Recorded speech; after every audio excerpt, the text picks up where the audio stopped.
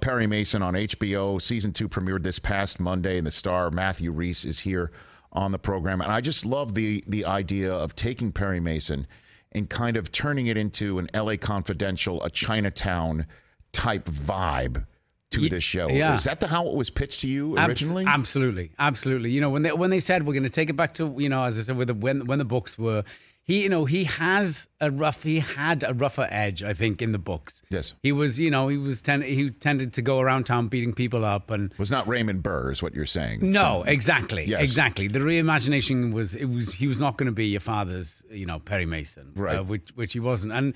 And you know, the writers said we want to load his bases, make him a little rough. They made him a World War I veteran. Mm-hmm.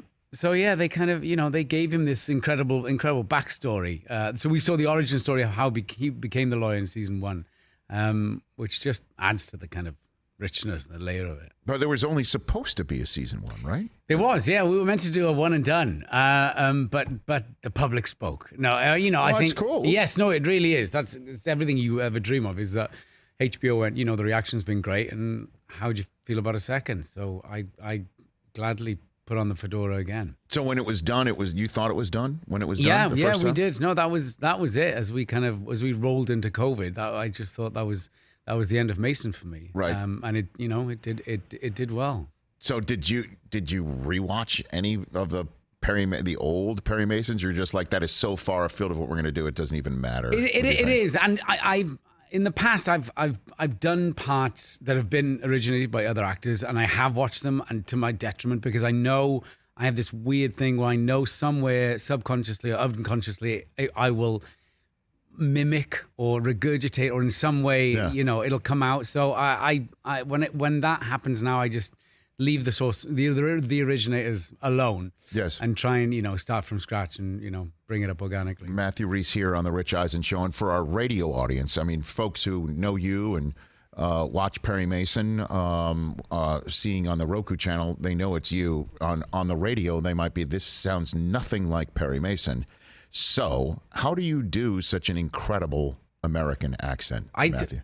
You know, this is what I've said, and I continue to say, is basically, I think, especially kids who are of the 80s in the UK. Yes. We were all, you know, early 80s, we were all raised watching Starsky and Hutch and the A-Team and Airwolf and, you know, American show. We were raised on American shows. So is Dallas still too early or no? No, Dallas was Who huge. Shot JR was huge, right? Of course. Okay. Bobby Ewing in the shower, like, come on, what's going on? Is that what happens in America? It must be great. It's the promised land.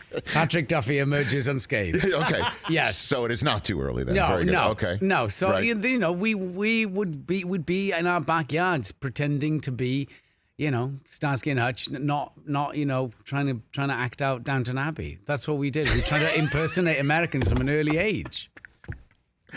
And so, I mean, so it comes naturally to you because that's what you did as a child, or is you just imagine the biggest a-hole you know of and think you can imitate that person, or no, what is it? I just think it's bedded in from a very early age. The early foundations are in deep. You know, you're continually.